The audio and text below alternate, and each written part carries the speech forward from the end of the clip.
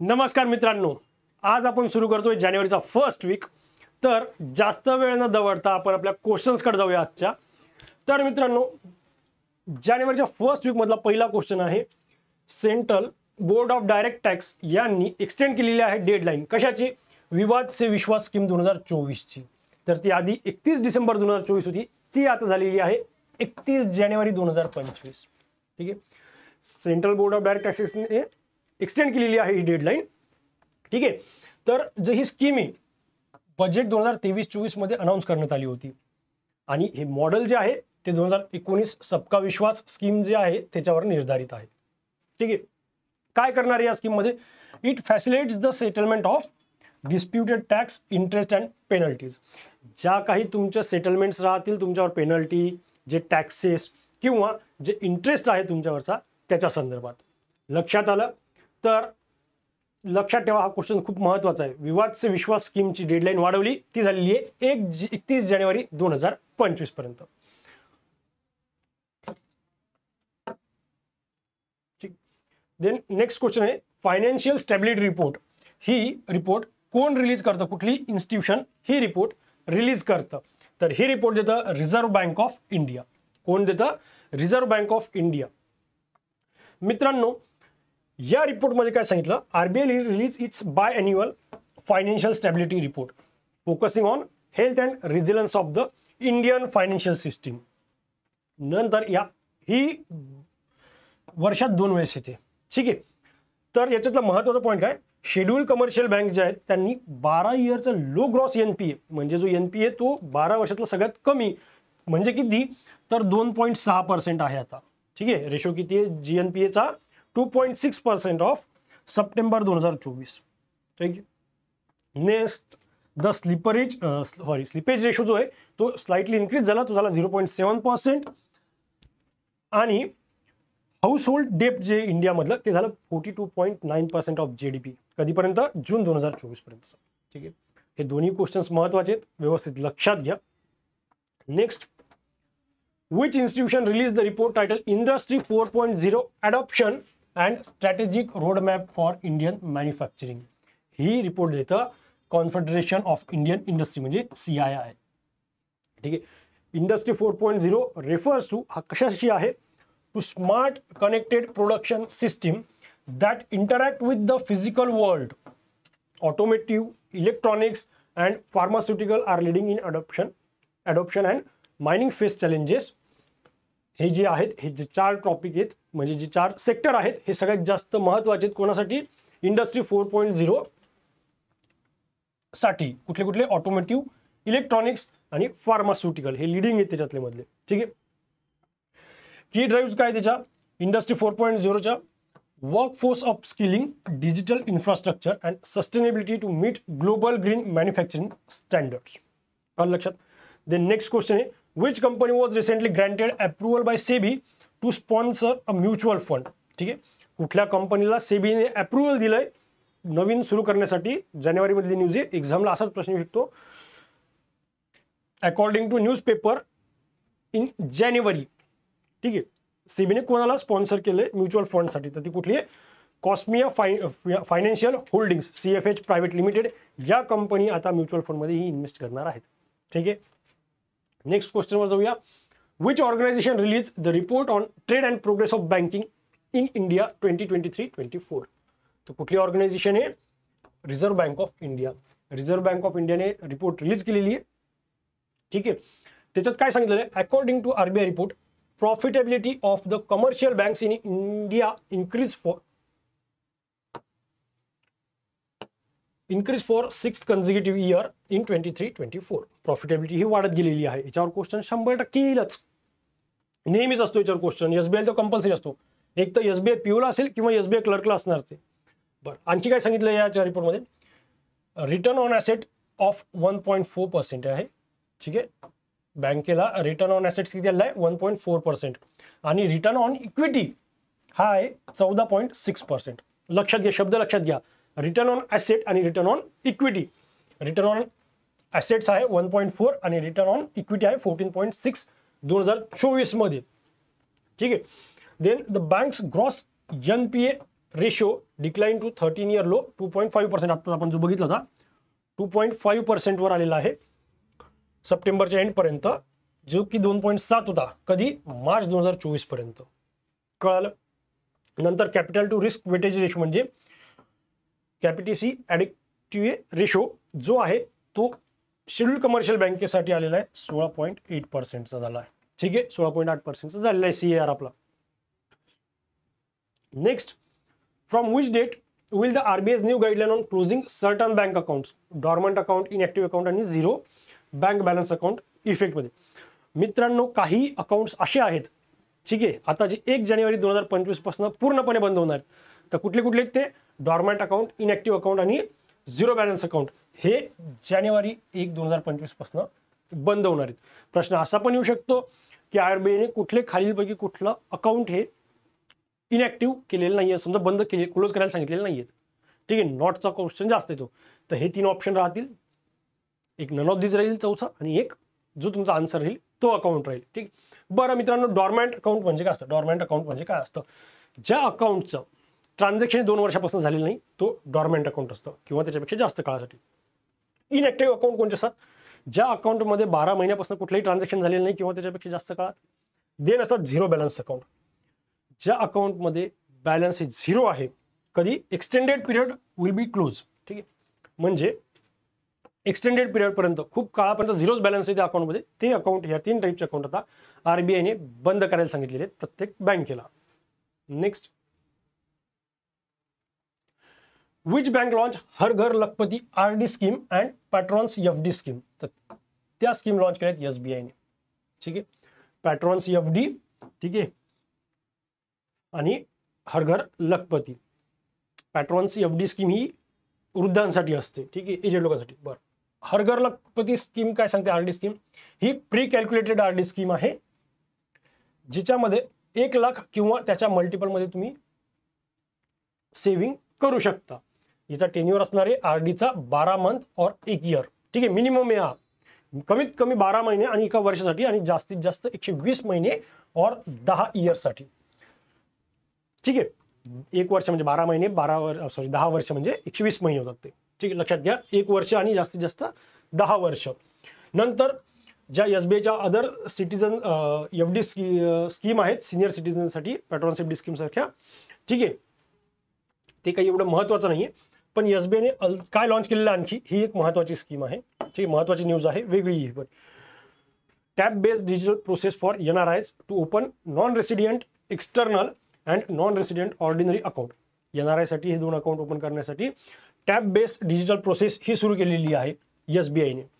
आता तुम्ही एका टॅब म्हणजे तुमच्या टॅबवर, मोबाईलवरही तुमचं NRE आणि NRO अकाउंट हे बनवू शकता. ठीक आहे, कशासाठी? This initiative aims to streamline the account operating process through real time digital verification and paperless system. काल लक्षात. नेक्स्ट क्वेश्चनवर जाऊया. Which PSU has been awarded the Great Place to Work certification for जानेवारी 2025? हे कोणाला भेटलेलं आहे? ठीक आहे, 2025-2026 साठी by the Great Place to Work institution India हे सर्टिफिकेट भेटलेलं आहे सेल या कंपनीला, Steel Authority of India Limited. ठीक आहे, steel Authority of India limited. Steel Authority of India लिमिटेडचे जे हेडक्वार्टर आहे ते दिल्लीला आहे आणि चेअरमन आहेत अमरिंदू प्रकाश. ठीक, हा एक प्रश्न महत्त्वाचा आहे, अमरिंदू प्रकाश हे लक्षात घ्या. ठीक आहे, या वीकमध्ये तुमच्यासाठी मुद्दाम थीम सोबत फोटो पण टाकले आहेत. ठीक आहे, this mark the second consecutive certificate. यांना सेकंड टाइम पण भेटले, ज्यांना 2023 ते 24 मध्ये पण भेटलं होतं, आणि आता 25 ते 26 मध्ये पण सेललाच हे सर्टिफिकेट भेटलं. कुठलं? ग्रेट प्लेस टू वर्क, जिथे चांगलं काम करण्याची इच्छा आहे, ग्रेट प्लेस टू वर्क. ठीक आहे, ही जी इन्स्टिट्यूट आहे ही ग्लोबल ऑर्गनायझेशन आहे that recognise employers creating outstanding employee experience through a rigorous evolution process. ठीक आहे, एवढं महत्त्वाचं नाही आहे, फक्त हे लक्षात घ्या. सेलला भेटलेलं आहे. सेल ही अंडर कोणाचं काम करते, कुठल्या मिनिस्ट्रीच्या? तर मिनिस्ट्री ऑफ स्टील. ठीक आहे, आणि ही महारत्न कंपनी आहे. टोटल महारत्न कंपनी किती आहेत भारतात, ह्या मला एकदा कमेंटमध्ये सांगाल. ठीक आहे, देन कधी आलेली आहे? ही इस्टॅब्लिश झाली 24 जानेवारी 1973ला. हेडक्वार्टर न्यू दिल्ली, आणि अमरिंदू प्रकाश हे हिचे चेअरमन आहेत. नेक्स्ट, ठीक आहे, who will receive the Satyajit Ray memorial award during the 3rd I Asian film festival 2025? Answer मारताना या क्वेश्चनसाठी लक्षात घ्या, सत्यजित रे अवॉर्ड हा कुठे 3rd आय एशियन फिल्म फेस्टिवलमध्ये कोणाला भेटला? याचा आन्सर आहे रफिक बगदादी. ठीक आहे, बगदादी. आणि सिमिलरली हाच अवॉर्ड ऑस्ट्रेलियाच्या फिलिप नॉइस यांना भेटला होता. Satyajit Ray lifetime achievement award हा कधी भेटला होता? हा भेटला होता 55th international film festival of India, जो गोव्यात झाला होता नोव्हेंबर महिन्यात. तिथे कोणाला? फिलिप नॉइसला लाईफ टाईम अचिव्हमेंट अवॉर्ड. आणि सत्यजित रे मेमोरियल अवॉर्ड कोणाला भेटला आहे? रफिक बगदादीला. घाई गडबडीत तुमच्याकडनं चुका होऊ शकतात या, त्याच्यामुळे ह्या दोन्ही गोष्टी मी इथं मेन्शन केलेल्या आहेत. त्याचबरोबर जे रिनाऊन लिरिस्ट आणि स्क्रीन रायटर आहेत जावेद अख्तर यांना एशियन सिनेमा कल्चर अवॉर्ड मिळालेला आहे. कुठला? एशियन सिनेमा कल्चर अवॉर्ड इथंच भेटलेला आहे तो. आलं लक्षात? जो 21st 3rd I Asian film festival झालं होतं ते मुंबई आणि ठाण्याला झालं होतं. ठीक आहे, तिथे सत्यजित रे मेमोरियल अवॉर्ड देण्यात आलेला आहे. कोण देतं हे? FIPRESCI India. ठीक आहे, नेक्स्ट. बरं, कशासाठी असतो? तर contribution to writing about cinema. जे पत्रकार सिनेमाबद्दल राईट करतात जास्त त्यांना मिळतो हा अवॉर्ड. ठीक आहे. Then who won the world rapid chess championship title in 2024? तर हा मिळालेला आहे फिमेलमध्ये कोनेरू हम्पी यांना आणि मेलमध्ये मिळालेला आहे ग्रँड मास्टर वोलादार मुर्झिन. ठीक आहे, रशियाचे जे आहेत त्यांना. कोनेरू हम्पी या सेकंड वुमन आहेत, म्हणजे सेकंड वुमन जे वर्ल्ड रॅपिड चेस चॅम्पियनशिपच्या टायटलमध्ये ज्यांनी बीट केलेलं आहे आयरिन सुकांदर इंडोनेशिया यांना. सेकंड टाइम जिंकलेल्या आहेत या. ठीक आहे, इथं टायपिंग मिस्टेक झाली आहे. आणि ही कोनेरू हम्पी या पहिल्या इंडियन फिमेल आहेत ज्या ग्रँड मास्टर म्हणून घोषित झाल्या होत्या. ठीक आहे, कधी? 2002 साली. आलं लक्षात? Next. Which Indian state has recently achieved the milestone of providing 100% pipe water supply to all rural household? तर हे भेटलेले पंजाब. ठीक आहे, पंजाब कुठं असतं याच्यात? या मॅपमध्ये पंजाब कुठं असतं त्याच्यासाठी मी आता मॅप काढला. भरपूर वेळेस मला स्टुडंट्सचे डाऊट होते की कुठे कुठे काय लक्षात येत नाही, स्टेटमध्ये खूप कन्फ्युजन होतं काय होतं. त्याच्यामुळे आता आपण काय करणार आहे, नेहमी एक हा जो मॅप आणला इथं, ठीक आहे, असाच मॅप ठेवणार आहे. आलं लक्षात? हाच मॅप ठेवणार आहे. याच्यावरनं तुम्ही लक्षात घेण्याचा प्रयत्न करा, मॅपवरनं डायव्हर्ट होण्याचा प्रयत्न करा, मॅपवरनं आता लक्षात घेण्याचा प्रयत्न करा कुठं काय आहे. तुम्ही मेमरीमध्ये ठेवलं ना, लक्षात ठेवायची गरज नाही. स्टेट जरी लक्षात ठेवलं, पंजाब कुठे इकडच्या हाताला असतं, इकडच्या हाताला असतं, वेस्ट बेंगॉल कुठे इकडल्या हाताला, तर ते प्रत्येकाने प्रत्येकाच्या जवळ ठेवून द्यायचं. ठीक आहे, पूर्व पश्चिम उत्तर दक्षिण कळलं त्यानुसार. तर पंजाब येतं इथे. ठीक आहे, पंजाब कुठे आलेलं आहे? इथे. परत जाऊ, इथं सांगू होता याच्यात जर मी विचारलं पंजाब कुठे आहे? इथे. ठीक आहे, आलं काय पंजाबची न्यूज? हा असं स्टेट आहे ज्यांनी 100% pipe water supply all rural हाऊसहोल्डला केलेलं आहे. याच्या आधी पण केलेले आहे का सर? हो, केलेलं आहे. कुठले कुठले स्टेट आहेत? गोवा, अरुणाचल प्रदेश, हरियाणा, तेलंगणा, गुजरात, हिमाचल, मिझोराम. युनियन टेरिटरीजमध्ये अंदमान निकोबार, दमन अँड नगर हवेली, दादर अँड नगर हवेली, दीव दमन आणि पॉंडोचेरी. ठीक आहे, पण तुम्हाला प्रश्न असा येणार आहे की याच्यात ते राहिलं जानेवारीमध्ये. ठीक आहे, लेटेस्टमध्ये किंवा रिसेंटली असा तुम्हाला स्टार्टिंगला नावं येऊ शकतात. Recently which Indian state or in January according to newspaper in January which Indian state has recently achieve the milestone of 100% pipe water supply to all rural household. कुठले? तर पंजाब आहे, इकडल्या कोपऱ्यात आहे. आलं लक्षात? डायरेक्ट मॅप लक्षात घ्या. पंजाब सगळ्यात कोपऱ्यात, इथनं पाकिस्तानची बाउंड्री येते. ठीक आहे, हे इथं जी आहे ही पाकिस्तानची बाउंड्री, इथं पंजाब आहे. कळालं? नंतर खाली हरियाणा येतं, उत्तराखंड येतं, हिमाचल प्रदेश येतं. अशा प्रकारे आपण याच्या पुढं लक्षात ठेवण्याचा प्रयत्न करू. ठीक आहे, बरं याच्यावरचं काही राहिलं की महत्त्वाचं.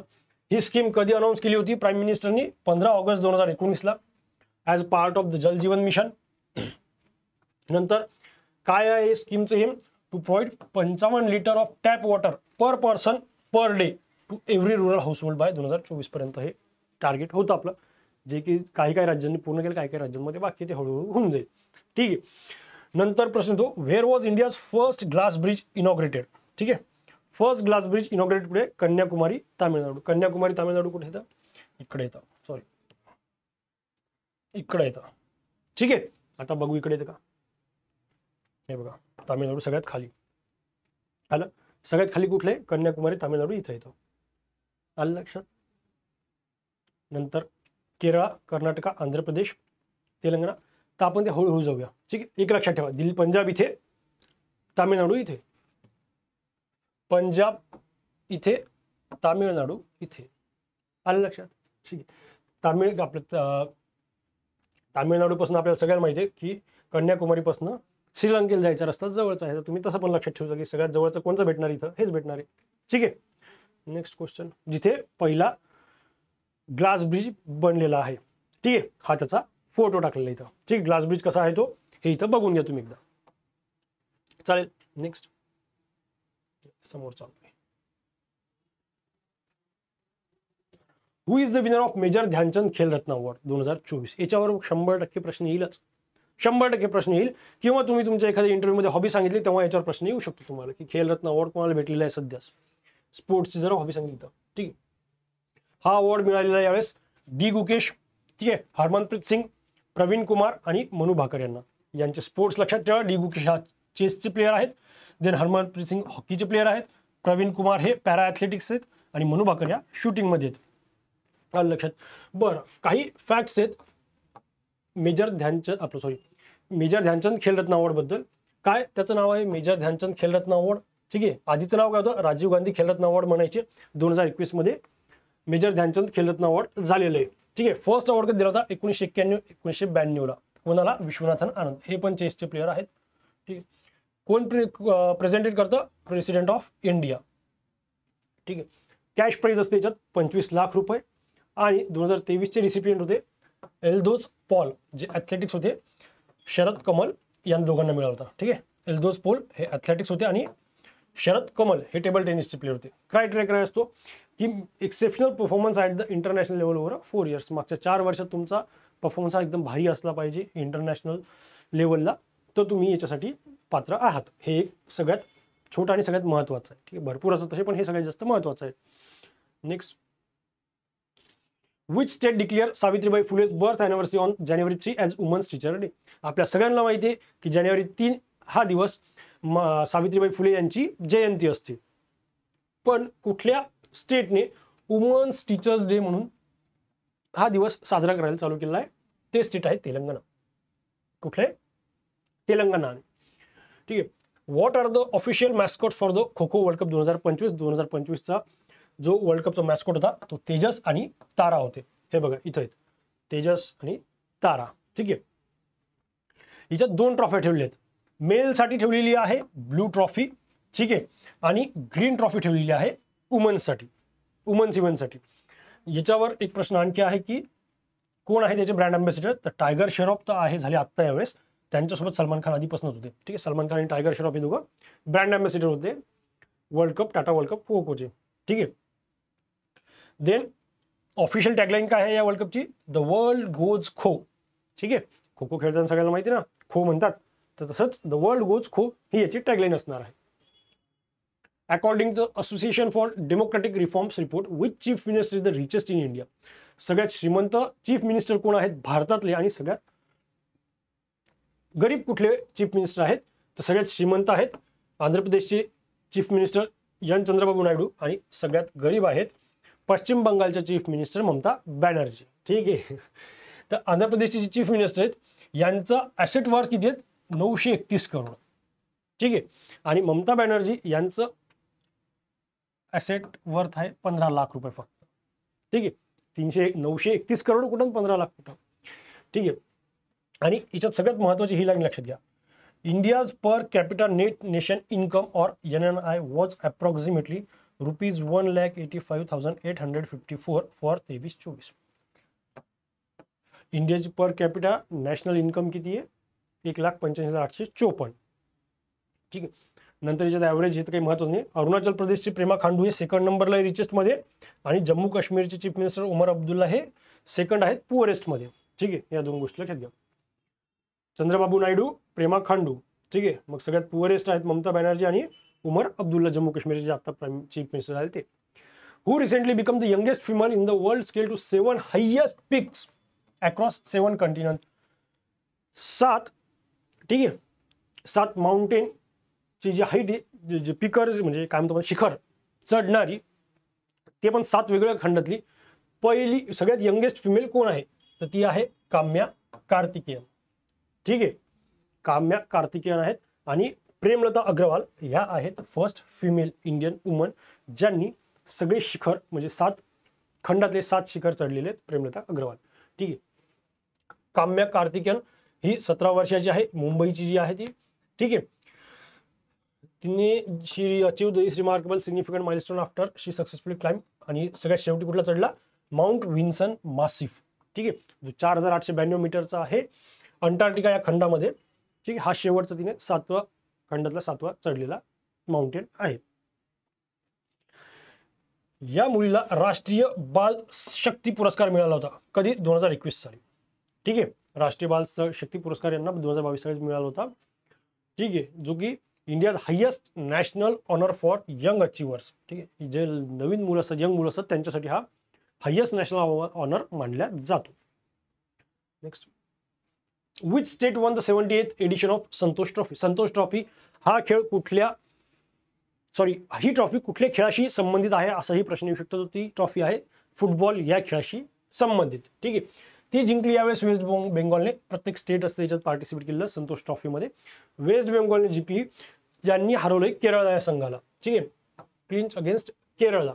ठीक आहे, सगळ्यात जास्त संतोष ट्रॉफी जिंकणारा स्टेट सुद्धा वेस्ट बेंगॉल आहे.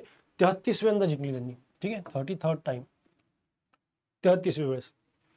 ठीक आहे, ही premier football competition for state and union territories, इंडियाच्या सगळ्या युनियन टेरिटरीज आणि स्टेटसाठी ही प्रीमियर म्हणली जाते, मोठी. ठीक आहे, then where is national maritime heritage complex being develop.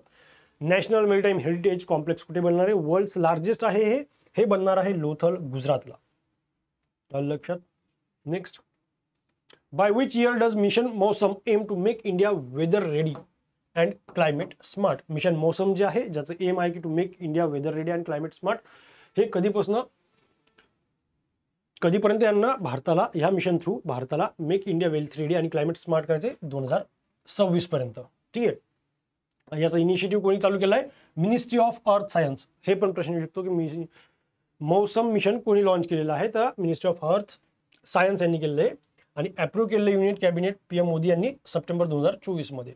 ठीक आहे, याच्यासाठी बजेट आउटले किती दिला होता, 2000 करोड 2 वर्षासाठी, 24 ते 26 पर्यंत 2 वर्षासाठी 2000 करोड रुपये या सरकारने दिले होते या मिशनसाठी. ठीक आहे, which ministry launched first phase of one nation one subscription scheme aims to give access to world class scholarly articles and journals to government institution. कोणी लॉन्च केलेलं आहे, तर मिनिस्ट्री ऑफ एज्युकेशन यांनी. ठीक आहे, ही जी स्कीम आहे गव्हर्नमेंट ऑफ इंडियाने approve केली नोव्हेंबर 2024 मध्ये. याच्यासाठी बजेटमध्ये किती पैसे दिले होते, 6000 करोड. ठीक, आणि 3 वर्षासाठी दिले, फर्स्ट 2025 ते डिसेंबर 2027 पर्यंत. One nation one subscription phase 1 is coordinated by Information and Library Network and inter university centre base in Ahmedabad, Gujarat, under the university grant commission, UGCच्या अंडर आहे ते. ठीक आहे, हा असा फोटो याचा 25 नोव्हेंबर 2024 कॅबिनेटने घेतलं होतं. ठीक आहे, यात काही महत्त्वाचं राहील का, 6000 करोड याच्यातलं फक्त महत्त्वाचं आहे. Benefits to provide to all higher education institution under the centre of state government and R&D institution central government. सगळेच इन्स्टिट्यूशन याच्या अंडर येणार आहेत जे हायर एज्युकेशनसाठी महत्त्वाचे आहेत. ठीक आहे, which ministry release annual ground water quality report of the country for year 2024. 2024 साठी annual ground water quality report जो आहे, ठीक आहे, तो कुठल्या मिनिस्ट्रीने दिला, तर मिनिस्ट्री ऑफ जलशक्ती यांनी. ठीक आहे, याच्यामध्ये काय सांगितलेले आहेत महत्त्वाचे पॉईंट, ग्राउंड वॉटर रिचार्ज जो आहे इंडियामधला तो आहे total 446.90 billion cubic metre. Total annual ground water recharge जो इंडियामधला तो आहे 446.90 बिलियन क्युबिक मीटर. ठीक, त्याच्यातल्या out of total 6746 assessment in the country, 4951 assessment unit are classify as safe. ठीक आहे, 4951 जे आहेत ते सेफ म्हणून घोषित केलेले आहेत. नंतर 711 जे आहेत सेमी क्रिटिकल, 206 क्रिटिकलमध्ये आहेत, 751 ओव्हर एक्सप्लॉइटेड आहे आणि 127 सलाईन आहेत. ठीक आहे, नेक्स्ट, 6,746 असेसमेंट आहेत. टोटल 6,746 आहेत, त्याच्यातले 4,951 हे सेफ आहेत. Next, government of India is planning to revise the base year of wholesale price index from 2011-12 ते कोणत्या इयर पर्यंत बेस इयर चेंज करणार आहे. WPI म्हणजे होलसेल प्राइस इंडेक्सचं ते आता त्यांची करायची इच्छा आहे 2022-23. ठीक आहे. ही कमिटी हेड कोण केली होती? या कमिटीला फॉर्म केला आणि expert panel headed by Ramesh Chand. ठीक आहे, रमेश चंद हे हेड आहे त्या कमिटीचे आणि यात टोटल मेंबर्स आहेत 18. ठीक आहे, 18 अदर्स मेंबर म्हणजे टोटल 19 मेंबर आहेत ज्यांचं आता ज्यांना रिवाईव्ह WPI बेस इयर 2022-23 करायचं आहे. ठीक आहे. Department of promotion industry and internal trade, ministry of commerce industry यांनी नोटिफिकेशन काढलेली आहे ही आणि यांना रिपोर्ट कधीपर्यंत द्यायची आहे? जून 30, 2026 पर्यंत द्यायची आहे. कोणाकडे द्यायची आहे? Office of the economic adviser, ministry of commerce and industry. Economic adviser आहे मिनिस्ट्री ऑफ कॉमर्स अँड इंडस्ट्रीची, यांना 30 जून 2026 पर्यंत ही रिपोर्ट पोहोचवायची यांना की आपल्याला WPI इयर बेस इयर जे 2022-23 करायचं की नाही करायचं हे आता हे ठरवतील आणि सांगतील. द होलसेल प्राइस इंडेक्स काय असतं? It is a measure of how wholesale prices changes over time. ठीक आहे. It is use to monitor inflation, calculate GDP and inform economic policy. आलं लक्षात. Next, which hospital has install the SSI Mantra surgical robot, the first made in India robotic system. SSI Mantra surgical robot जो आहे, जो की आता हात सगळे operation वगैरे करणारे, सर्जरी वगैरे करणारे असं असणार आहे तो. ठीक आहे, हे बघा असा पॅटर्न याचा, हे सगळं तो ऑपरेशन करणार आहे. तर ते कुठल्या हॉस्पिटलने इन्स्टॉल केलेत? तर ते केले Noble hospital and research centre in Pune. Noble hospital जे आहे पुण्याचं त्यांनी इन्स्टॉल केलेलं आहे SSI मंत्रा रोबोट. ठीक आहे. This technology develop by startup SS innovations international INC and was approved by Central Drug Standard Control Organization. CDSCO ने यांना अप्रुव्हल दिलेलं आहे, त्याच्यामुळे ते वापरू शकतात. ठीक आहे. SSI इनोव्हेशन जे आहे हे फर्स्ट कंपनी इंडियामधली to receive CDSCO approval for telesurgery and teleproctoring. ठीक आहे. Next, SSI Mantra system was develop in 2017 मध्ये ही सिस्टीम लॉन्च केली होती. सिस्टीम डेव्हलप झाली होती. कोणी केली होती? डॉक्टर सुधीर श्रीवास्तवा. ठीक आहे, जे की first Indian made surgical robot आहे ज्यांनी बनवलेला आहे. ठीक. Next, who launch the revamp e auction portal bank asset auction network म्हणजे बँकनेट. बँकनेटचा फुल फॉर्म पण येऊ शकतो. हे ई ऑक्शन पोर्टल कोणी लॉन्च केलेलं आहे असं विचारलेलं आहे यांनी. ठीक. तर कोणी केलेलं आहे? Nagaraju Madiralal, secretary of the Madiralal. ठीक आहे, नागाराजू मादिराला. ठीक आहे, हे कोण आहेत? Secretary of department of financial service, ministry of फायनान्सचे. ठीक आहे, यांनी बँकनेट लॉन्च केलेले. कशासाठी आहे? ई ऑक्शन जे प्रॉपर्टीजची ती करण्यासाठी. कोणाची? ऑल जे पब्लिक सेक्टर बँक्स आहेत त्यांचे ई ऑप्शन्स करायचे असतील ते आता तुम्ही याच्यावरनं करू शकता. तुम्ही परचेस पण याच्यावर करू शकता. ठीक आहे. The portal serve as a one stop destination for buyers and investors, making it easier to explore a wide range of asset. ठीक आहे, ऑपॉर्च्युनिटीज. कळालं?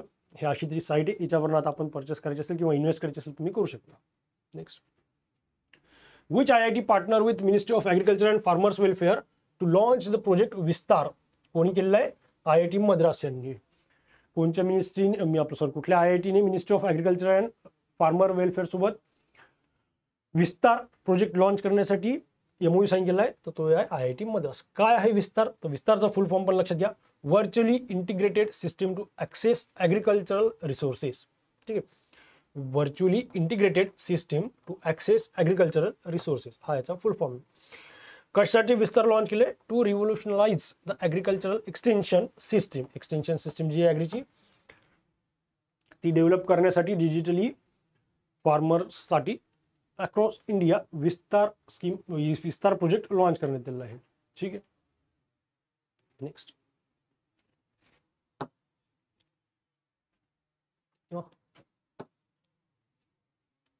which state were awarded the top rank of achievers among coastal states in the LEADS 2024 report. LEADS 2024 काय आहे? ठीक आहे, logistic is across different state. ठीक आहे, हा याचा फुल फॉर्म आहे. याच्यामध्ये कोस्टल स्टेटमध्ये टॉपर कोण आहे, अचिव्हर्स या कॅटेगरीमध्ये टॉप अमॉंग अचिव्हर्स कॅटेगरीमध्ये त्याच्यात स्टेट आहेत गुजरात, कर्नाटक, महाराष्ट्र, ओडिसा आणि तमिळनाडू. लक्षात घ्या, महत्वाचा प्रश्न आहे. ठीक आहे, गुजरात, कर्नाटक, महाराष्ट्र, ओडिसा आणि तमिळनाडू हे अचिव्हर्स या लिस्टमध्ये टॉपला आहेत कोस्टल स्टेटमध्ये. ठीक आहे, कोण करतं launch, Piyush Goyal, ministry of commerce and industry यांनी रिलीज केली 6th एडिशन ऑफ, हे बघा, logistic is across different status report in new Delhi. ठीक आहे, आणि त्यांनी सांगितलेले लॉजिस्टिक सेक्टर जे, ठीक आहे, हे क्रुशियल रोल प्ले करणारे आपल्या इकॉनॉमिकमध्ये achieving USD 32 trillion economy by 2047 पर्यंत 32 ट्रिलियन इकॉनॉमी करायची आहे. ठीक आहे, देन हा चार्ट लक्षात घ्या, याच्यावर प्रश्न येऊ शकतो, कुठलाही प्रश्न येऊ शकतो. ठीक आहे, जास्त लोड घेऊ नका, लक्षात ठेवता आलं तर ठेवा, नाही तर सोडला तरी चालेल, कारण की एवढं पाठ करायला परवडत नसतं. ठीक आहे, एका मार्कासाठी. पण ह्याच्यावर क्वेश्चन आला होता मागच्या वेळेस की खालीलपैकी कुठले स्टेट हे अचिव्हर्स कॅटेगरीमध्ये येतं. ठीक आहे, पण अचिव्हर्स कॅटेगरीमध्ये पण कुठले आहे, कोस्टल स्टेट्स आहेत, लँड लॉक स्टेट्स आहेत, नॉर्थ ईस्टर्न स्टेट्स आहेत, युनियन टेरिटरीज आहेत. ठीक आहे, असे स्टेट आहेत. मग याच्यात अचिव्हर्स, फास्ट मूव्हर्स आणि ॲस्पिरर्स आहेत. तर कोस्टल स्टेटमध्ये गुजरात, कर्नाटक, महाराष्ट्र, ओडिसा, तामिळनाडू आपण बघितलं. लँडलॉकमध्ये Haryana, Telangana, Uttar Pradesh, Uttarakhand. Then north east स्टेटमध्ये आसाम, अरुणाचल प्रदेश आणि युनियन टेरिटरीजमध्ये चंदीगड आणि दिल्ली. मला तरी वाटतं की नॉर्थचा प्रश्न आला तर याच्यावरच येऊन जाईल. ठीक आहे, आणि जर खालचं चूज करायचं असेल तर याच्यावर किंवा याच्यावर येऊन जाईल. ठीक आहे, युनियन टेरिटरीज आवडते असतात खूप वेळेस. Next, which organisation launch phase 4 of the national education alliance for technology NEAT 4.0. कोणी लॉन्च केलेले, कुठल्या ऑर्गनायझेशननं, तर हे केलेले all India council for technical education AICTE. ठीक आहे, all India council for technical education यांनी लॉन्च केलेले फेज 4 नीट 4.0चा. ठीक आहे, हा प्रोग्राम लॉन्च केला आहे जानेवारी 2, 2025 ला. नीट 4.0 कशासाठी आहे, हा use is emerging technology like, याच्यामध्ये काय कुठल्या टेक्नॉलॉजी यूज करणार आहे नीट 4.0 मध्ये, AI, क्वांटम कॉम्प्युटिंग आणि 5G to address skill gaps. नंतर एम काय याचं, to bridge the gap between students and essential industry skill, prioritising accessibility and inclusivity for learners nationwide. ठीक आहे, मिनिस्टर ऑफ एज्युकेशन कोण आहेत, धर्मेंद्र प्रधान. ठीक आहे, आणि AICTEचं हेडक्वार्टर कुठं आहे, न्यू दिल्लीला. हे लक्षात घ्या. चालेल, next, what does UDISE+ stand for. UDISE+ काय आहे, unified district information system for education plus. ठीक आहे, unified district information system for education plus, UDISE+ आहे. ठीक आहे, मिनिस्ट्री ऑफ एज्युकेशनने रिलीज केलेली रिपोर्ट आहे on school education in India. याच्यात काय सांगितलेलं असतं की किती ॲडमिशन झाले आहेत, कुठे घसरलं, काय झालं, हे सगळं सांगतं UDISE+.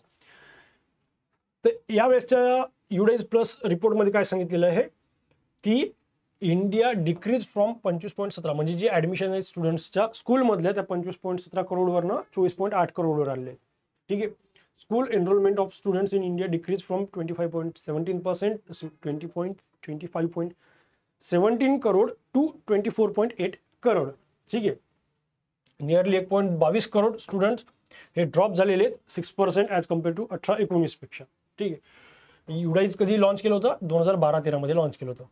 ठीक आहे, आणि सगळ्यात जास्त कुठे घटलेले आहेत, बिहारमध्ये. सगळ्यात जास्त कुठं घटलेले आहेत एनरोलमेंट, बिहार या स्टेटमध्ये.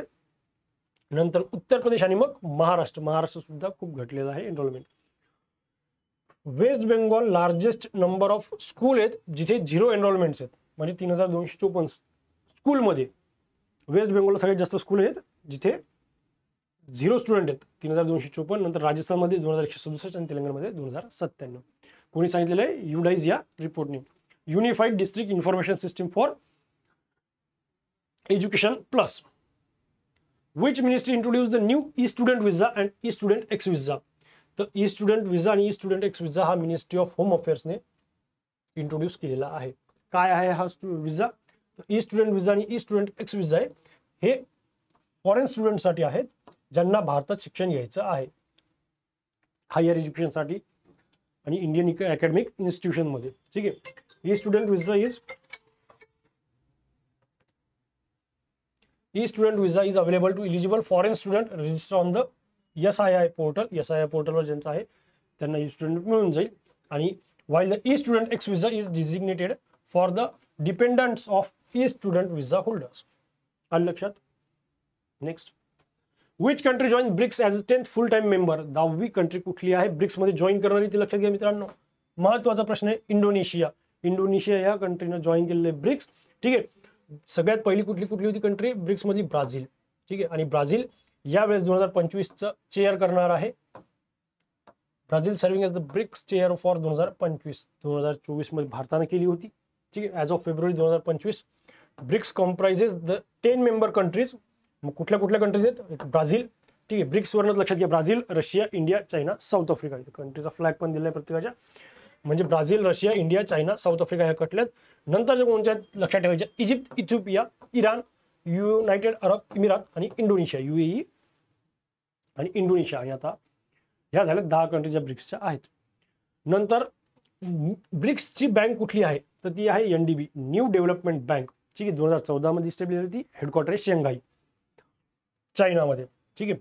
हे काय करते? फंड करते इन्फ्रास्ट्रक्चर सस्टेनेबिलिटी डेव्हलपमेंट प्रोजेक्टसाठी ब्रिक्स कंट्रींना.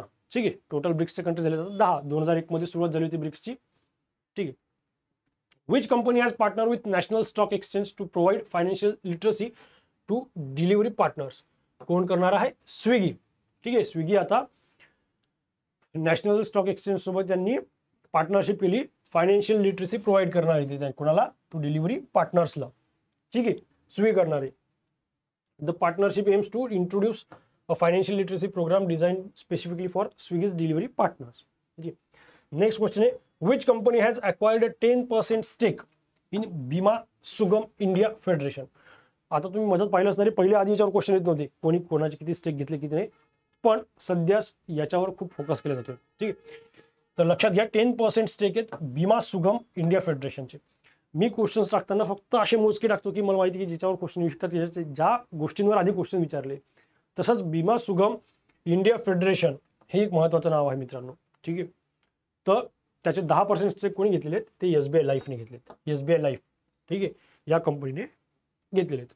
नेक्स्ट क्वेश्चन आहे. RBIने अप्रूव्ह केलेले मर्जर नॅशनल कोऑपरेटिव्ह बँकेचं कुठल्या बँकेसोबत? नॅशनल कोऑपरेटिव्ह बँक ही आता मर्ज होणार आहे कॉस्मॉस कोऑपरेटिव्ह बँकेसोबत. लक्षात घ्या. नॅशनल कोऑपरेटिव्ह बँक कोणासोबत मर्ज होणार आहे? कॉस्मॉस कोऑपरेटिव्ह बँकेसोबत. हे 2-3 प्रश्न खूप महत्त्वाचे आहेत. हे एकदम लक्षात घ्या प्रॉपर येणे. ठीक आहे. CR450 ही जी हाय स्पीड ट्रेन आहे ती कुठल्या कंट्रीची आहे? ती कंट्री आहे China. Sorry, CR450 high speed train जी ती चायनाची आहे.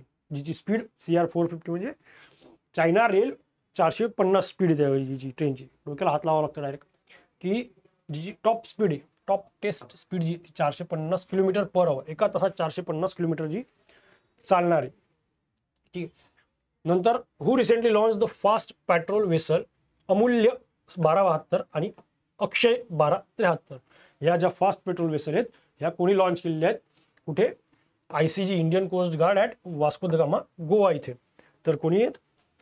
वंदना अग्रवाल चेअरपर्सन जे आहेत international financial service centre authority IFCA, ज्यांची कमिटी आहे ship acquisition financing and leasing. Vandana Agarwal यांनी लॉन्च केले आहेत FPS अमूल्य 1272 आणि अक्षय 1273. नंतर शेवटचा पार्ट राहील आपला अपॉइंटमेंटचा. याच्यातल्या अपॉइंटमेंट खूप महत्त्वाच्या होत्या मला असं वाटतं मागच्या जानेवारी महिन्यातल्या.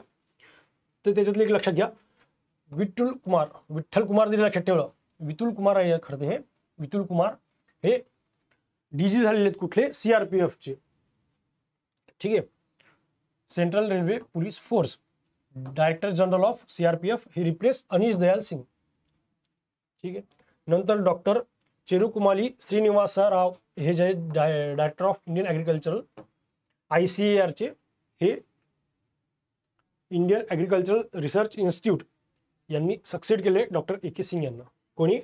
डॉक्टर चेरुकुमाली श्रीनिवासा राव जी की हे आहेत. ठीक आहे. विठुल कुमार हे आहेत वितुल कुमार. नंतर भुवनेश कुमार हे जे झाले आहेत हे सगळ्यात महत्त्वाची अपॉइंटमेंट आहे भुवनेश कुमार यांची. Bhuvaneshwar Kumar CEO of UADAI. ठीक आहे. UIDAI चे हे भुवनेश कुमार नवीन CEO झालेले आहेत. ठीक आहे. त्यांनी रिप्लेस केलेले अमित अग्रवाल यांना. ठीक आहे. की जे आता सेक्रेटरी झालेले आहेत कुठले, फार्मास्युटिकलचे डिपार्टमेंट ऑफ फार्मास्युटिकल, जी की मिनिस्ट्री ऑफ केमिकल अँड फर्टिलायझरच्या अंडर येते. ठीक आहे. नेक्स्ट ही अपॉइंटमेंट सुद्धा महत्वाची, अनुप कुमार सिन्हा जे की नॉन एक्झिक्युटिव्ह चेअरमन झाले आहेत बंधन बँकेचे. बंधन बँकेवर खूप वेळेस प्रश्न आलेला आहे, आता पण मागे बघितलं तुम्ही IBPS PO, तर त्याच्यामुळे अनुप कुमार सिन्हा नॉन एक्झिक्युटिव्ह कुठले पर्सन चेअरपर्सन आहे ते बंधन बँकेचे.